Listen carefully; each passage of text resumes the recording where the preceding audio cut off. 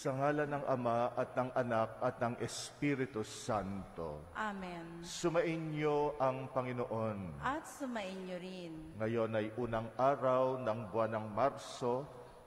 Inahabilin natin sa Panginoon ang buong buwan. Mabilis ang paglipas ng panahon. Gayunpaman ay ipanalangin natin, patuloy natin magampanan ang araw-araw nating responsibilidad sa Diyos at sa ating kapwa. Aminin natin ang ating mga kasalanan upang maging marapat tayong gumanap sa banal na pagdiriwang.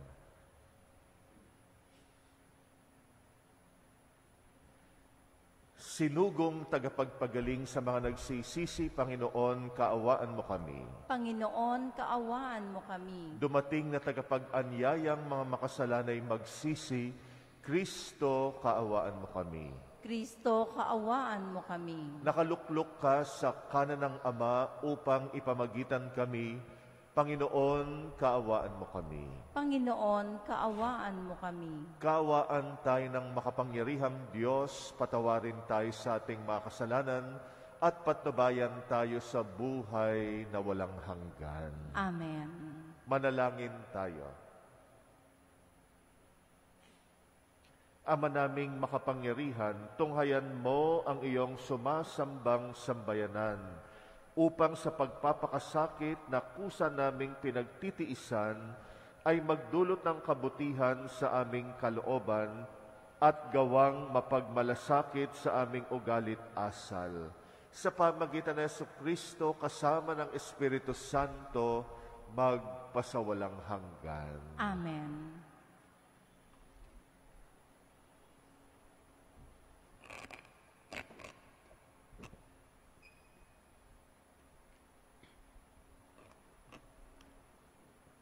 Pagbasa mula sa aklat ni Propeta Jonas.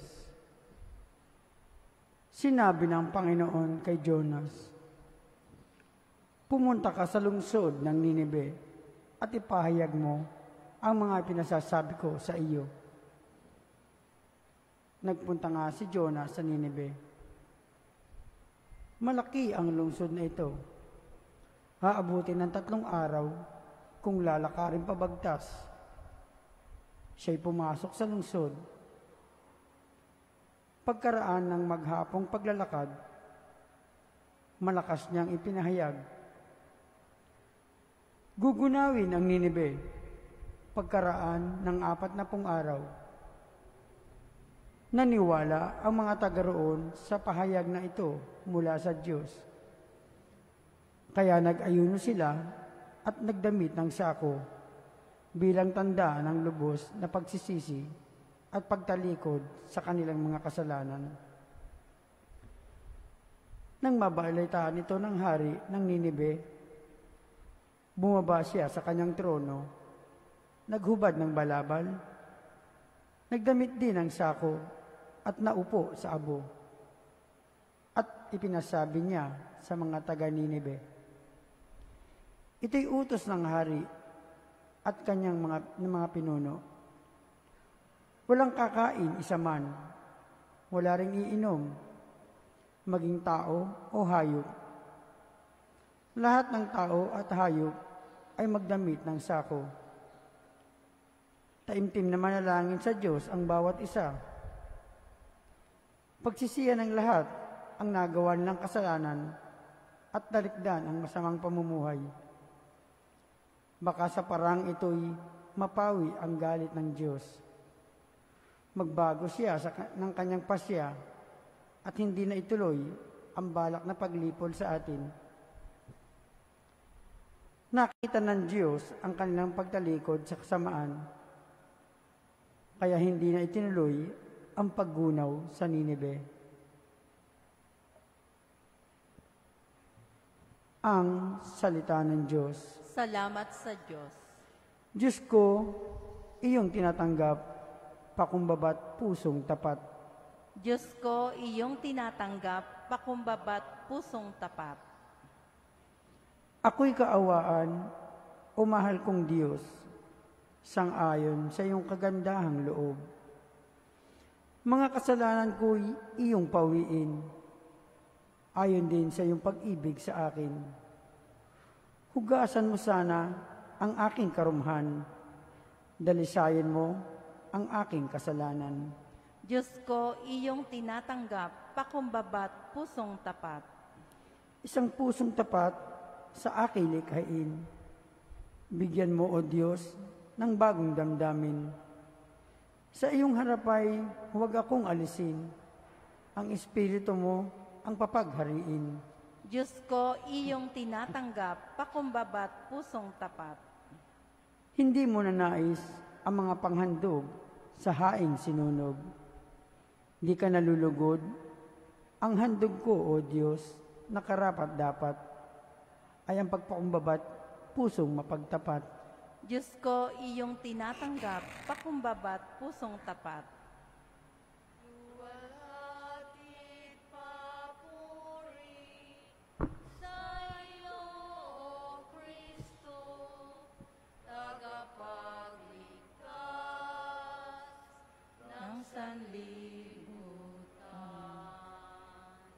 Magsisit tayong mataos, halinang magbalik loob sa mapagpatawad na Diyos.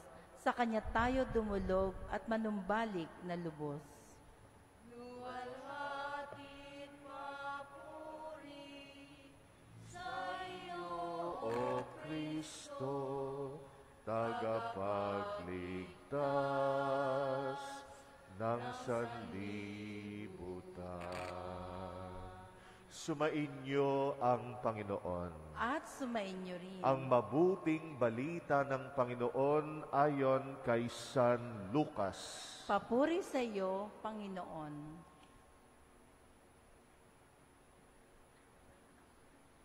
Noong panahong iyon, samantalang dumaragsa ang mga tao, sinabi ni Jesus, napakasama ng lahing ito. Naghahanap sila ng palatandaan mula sa langit. Subalit walang ipapakita sa kanila maliban sa palatandaang inilalarawan ng nangyari kay Jonas. Kung paanong naging isang palatandaan si Jonas sa mga taga-Ninive, gayon din naman magiging isang palatandaan sa lahing ito ang anak ng tao. Sa araw ng paghuhukom, titindig ang reyna ng timog laban sa lahing ito, at sila'y hahatulan niya ng kaparusahan, sapagkat nanggaling siya sa dulo ng daigdig upang pakinggan ang karunungan ni Solomon. Ngunit higit na di hamak kay Solomon ang naririto. Sa araw ng paghuhukom, titindig ang mga taga-Ninive laban sa lahing ito at hahatulan ng kaparusahan, sapagkat nagsisi sila dahil sa pangangaral ni Jonas. Ngunit higit na di hamak kay Jonas ang naririto.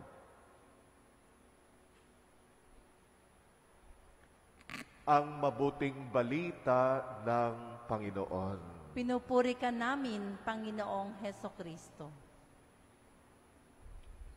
Sa unang pagbasa natin, aklat ni Propeta Jonas, nakakagulat na yung mga taga-Ninive nakinig kay Jonas. Dahil pinahayag ni Jonas na gugunawin ng Diyos ang Ninive kapag hindi sila nagsisi at nagbagong buhay. Ang Ninive ay isang paganong lungsod. At nung marinig nila kay Jonas na gugunawin sila, nakinig sila at nagbagong buhay. Nagsisi, nagsuot sila ng sako bilang pagsasakripisyo. Naglagay sila ng abo. Kaya yung paglalagay ng abo ay ginagawa na panahon pa ng Biblia. Kaya yung Miyerkules ng abo, naglagay din tayo ng abo sa noon natin. Ito'y isang gawain para ipakita ang pagsisisi. Kaya yung mga taga Ninive, nagsisilahat sila mula sa hari hanggang sa pinakaordinaryong mamamayan. Bakit nakakagulat?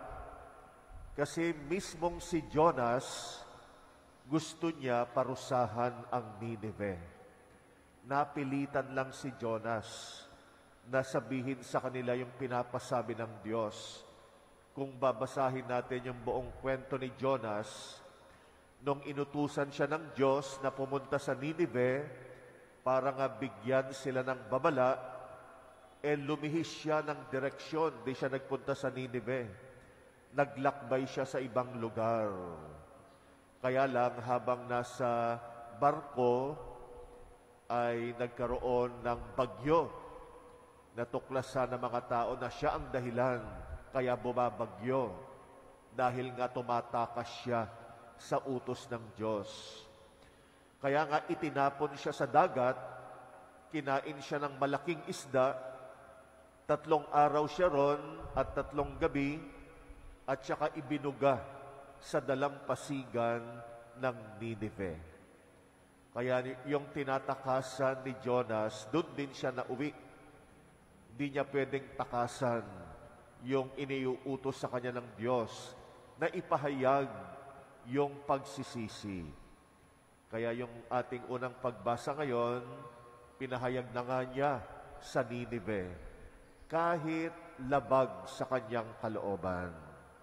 Kasi yung mga taga-Ninive nga, mga pagano, si Jonas, isang Hudyo, isang Israelita, gusto niya gunawin ng Diyos itong mga makasalanan na ito.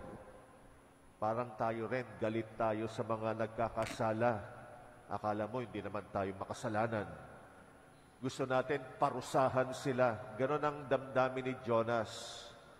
Pero gayon nga, pinahayag niya sa lahat, nagugunawin sila pag hindi sila nagsisi, at ang nakakagulat ay pinakinggan at naniwala sa kanya ang mga taga-Ninive. Kaya hindi itinuloy ni Jesus yung plano niyang gunawin ang taga-Ninive. At ito ang binabanggit ni Jesus sa ating ebanghelyo ngayon. Galit siya sa mga kababayan niya. Sabi niya, napakasama ng lahing ito kasi ayaw makinig sa kanya. Si Jesus nagpapahayag din ng pagsisisi, pero ayaw siyang pakinggan. Naghahanap pa sila, kunwari, ng ibang palatandaan. At ang sabi ni Jesus, anong palatandaan pa ang hahanapin ninyo? Ako na ito, anak ng Diyos.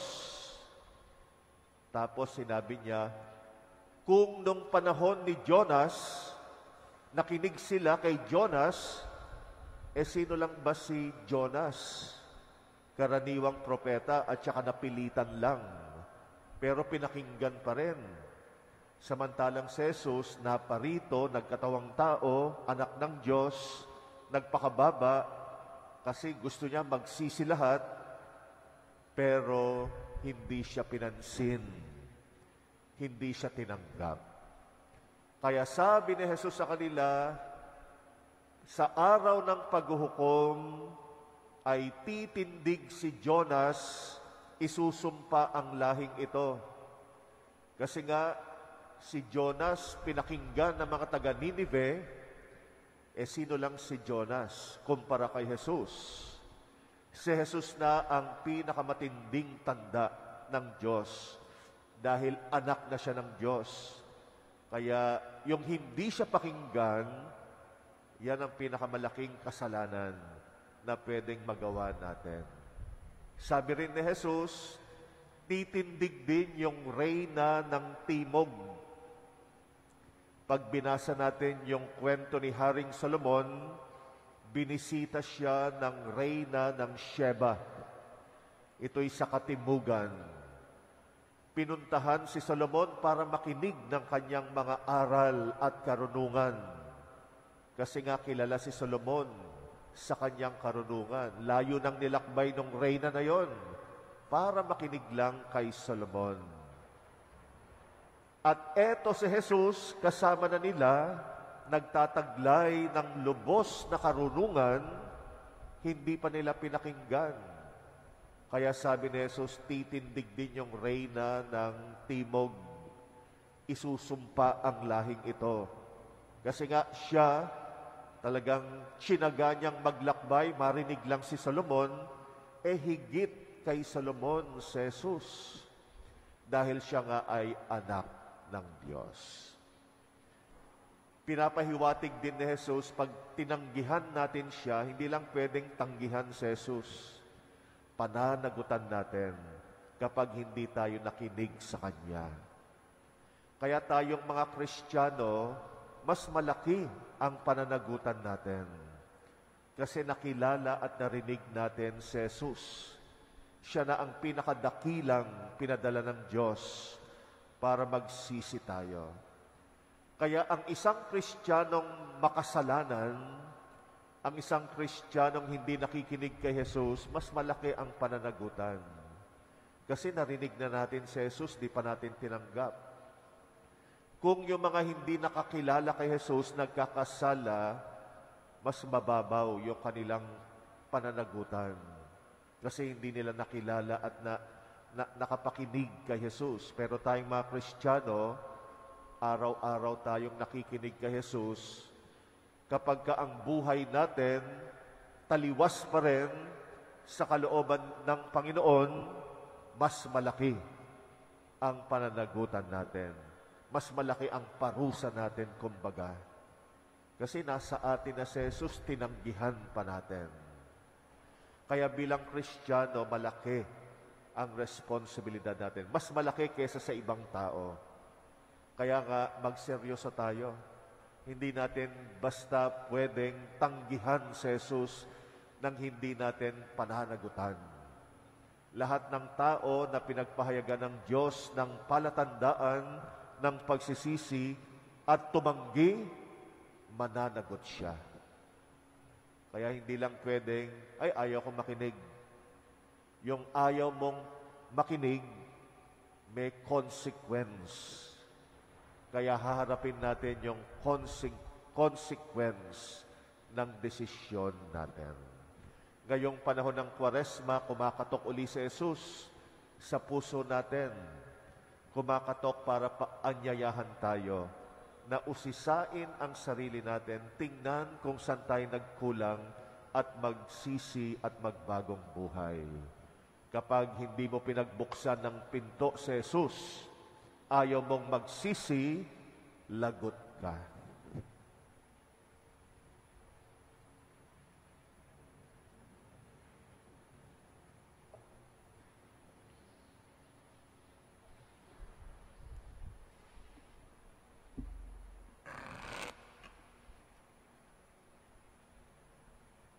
Natuklasan ni Jonas na hindi maaring takasan ang Panginoon.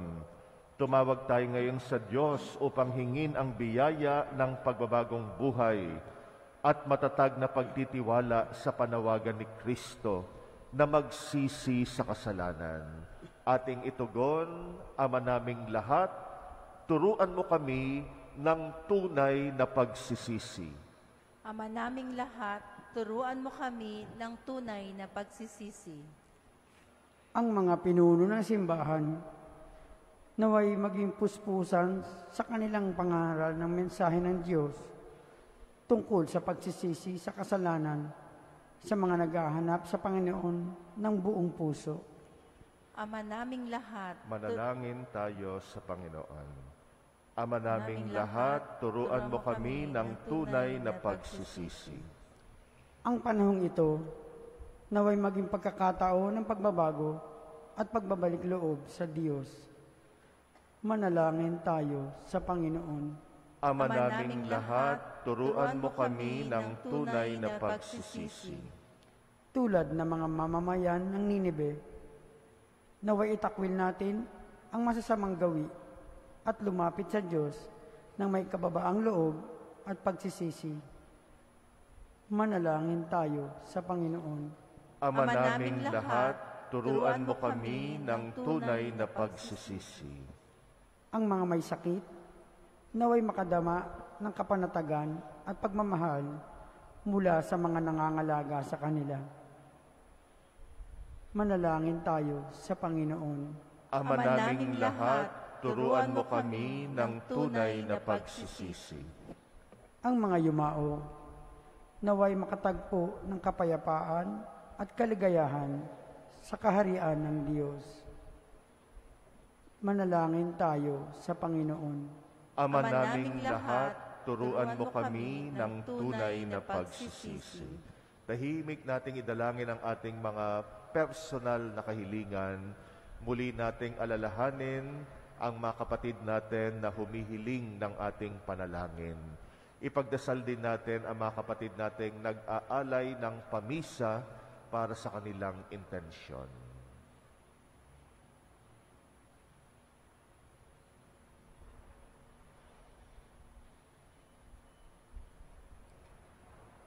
Panginoon, pagbuksan ka nawa namin ng pinto ng aming puso, ikaw na kumakatok sa aming puso upang anyayahan kaming magsisi at magbagong loob. Nawa wag naming baliwalain ang tawag mo sa aming magsisi. Ikaw na aming Panginoon magpasawalang hanggan. Amen.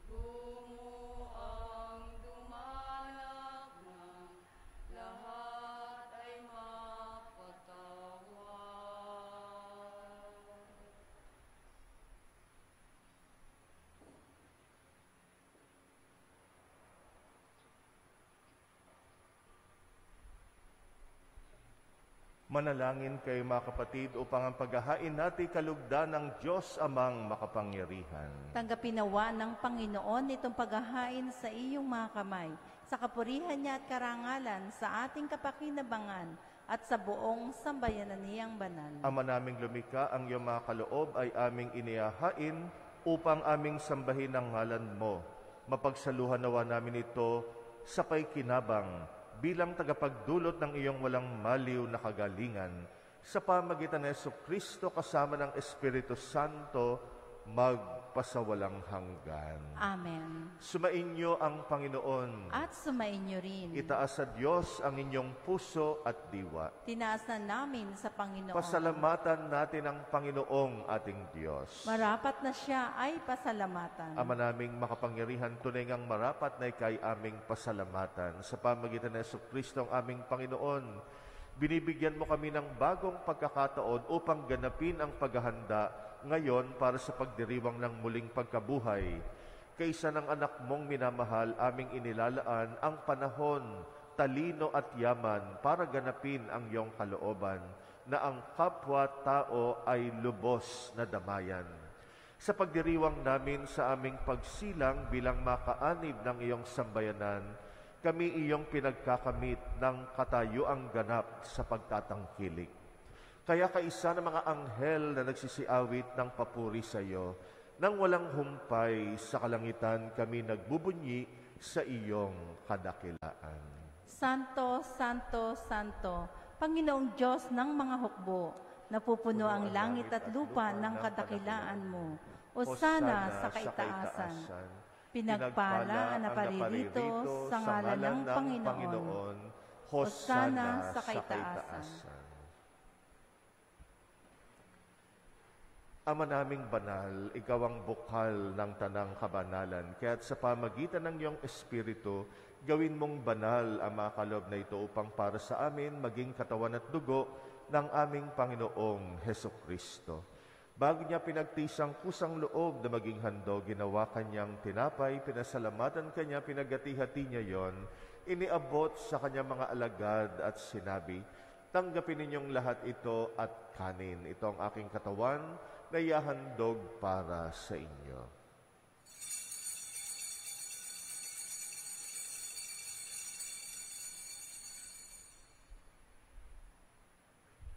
Gayun din naman nung matapos ang hapunan, hinawakan niyang kalis, muli kanyang pinasalamatan, iniabot niyang kalis sa kanyang mga alagad at sinabi, "Tanggapin ninyong lahat ito at inumin. Itong kalis ng aking dugo ng bago't walang hanggang tipan, ang aking dugo na ibubuhos para sa inyo at para sa lahat, sa pagpapatawad ng mga kasalanan. Gawin ninyo ito sa pag-alala sa akin."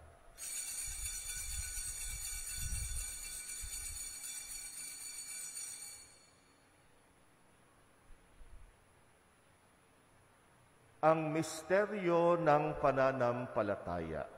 Si Kristo ay gunitain, sarili ay inihain, bilang pagkait inumin, pinagsasaluhan natin hanggang sa siya'y dumating. Ama, ginagawa namin ngayon ang pag-alala sa pagkamatay at muling pagkabuhay ng iyong anak. Kaya't inaalay namin sa iyong tinapay na nagbibigay buhay at ang kalis na nagkakaloob ng kaligtasan. Kami nagpapasalamat dahil kami yung minarapat tumayo sa harap mo para maglingkod sa iyo. Isinasamo namin kaming magsasalo sa katawan at dugo ni Kristo'y mabuklod sa pagkakaisa sa pamagitan ng Espiritu Santo. Ama, lingapin mong iyong simbahang laganap sa buong daigdig. Puspusin mo kami sa pag-ibig kaysa ni Francisco na aming Papa at ni Jose na aming Obispot ng Tanang Kaparian. Alalahanin mo rin ang mga kapatid naming nahimlay na may pag-asang sila'y muling mabubuhay. Gayun din ang lahat ng mga pumanaw, kawaan mo sila at patuloyin sa iyong kaliwanagan. Kawaan mo at pagindapatin kaming lahat makasalo sa iyong buhay na walang wakas. Kaysa ng mahal na Birheng Maria na ina ng Diyos, ng kabiyak ng puso niyang si San Jose, kaysa ng mga apostol at ang lahat ng mga banal na namuhay dito sa daigdig ng kalugod-lugod sa iyo, may pagdiwang nawa namin ang pagpupuri sa ikrarangal mo sa pamagitan ng iyong anak na aming Panginoong Hesukristo.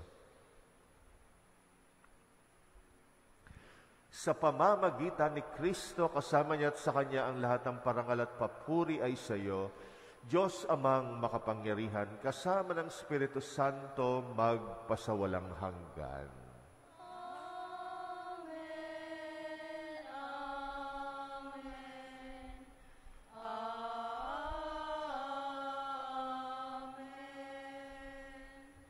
Sa tagubilin ng mga nakagagaling na utos sa turo ni Jesus na Panginoon natin at Diyos, ipahayag natin ang lakas loob. Ama namin, sumasalangit ka, Sambahin ang ngalan mo, mapasa amin ang kaharian mo, sundin ang loob mo.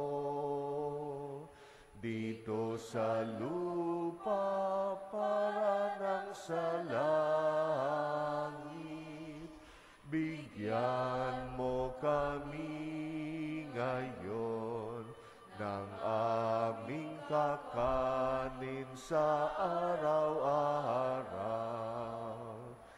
At patawarin mo ang aming mga sala para ng pagpapatawad namin sa nagkakasala sa amin.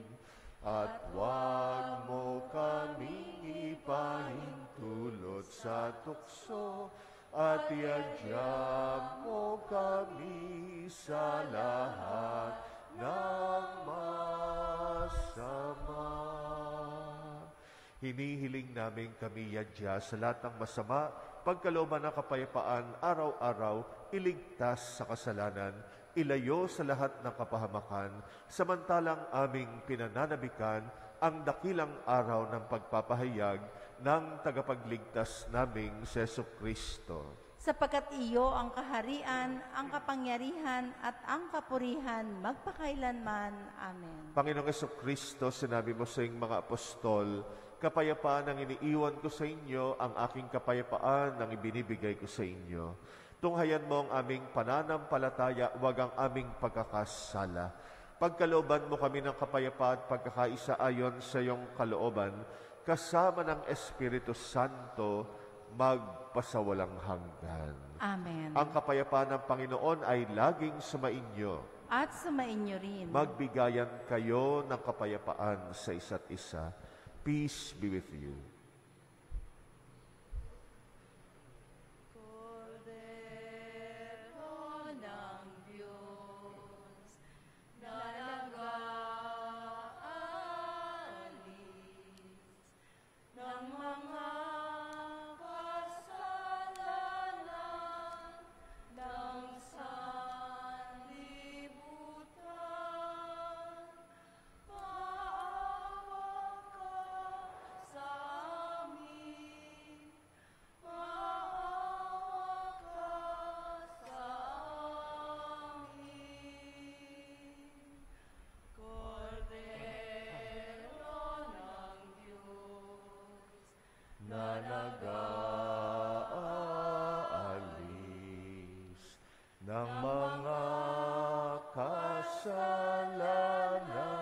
ng mga kasalanan ng sanlibutan,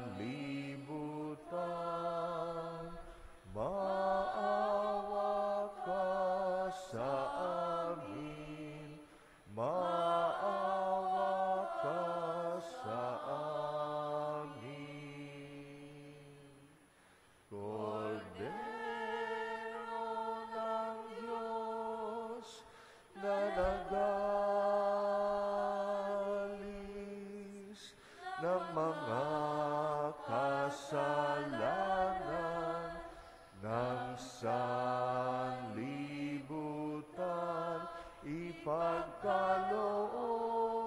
mo sa amin ang kapayapaan.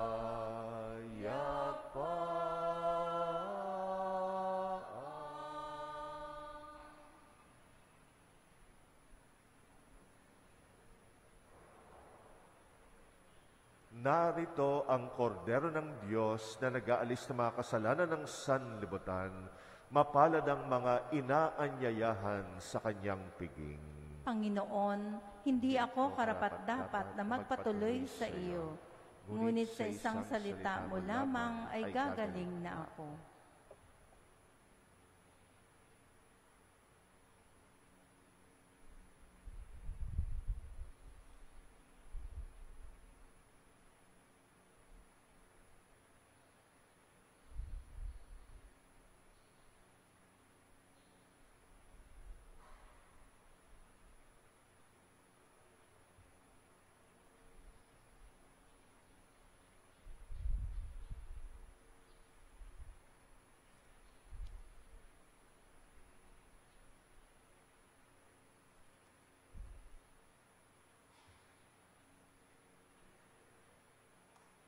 Ang katawan ni Kristo, Amen.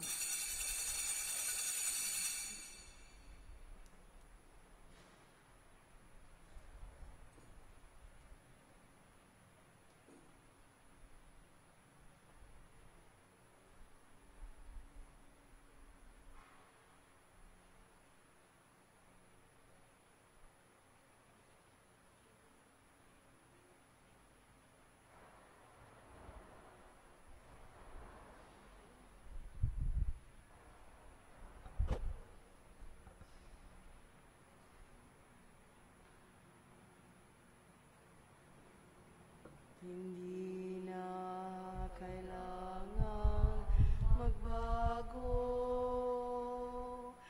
kahit ito'y masibig ko. Hindi ka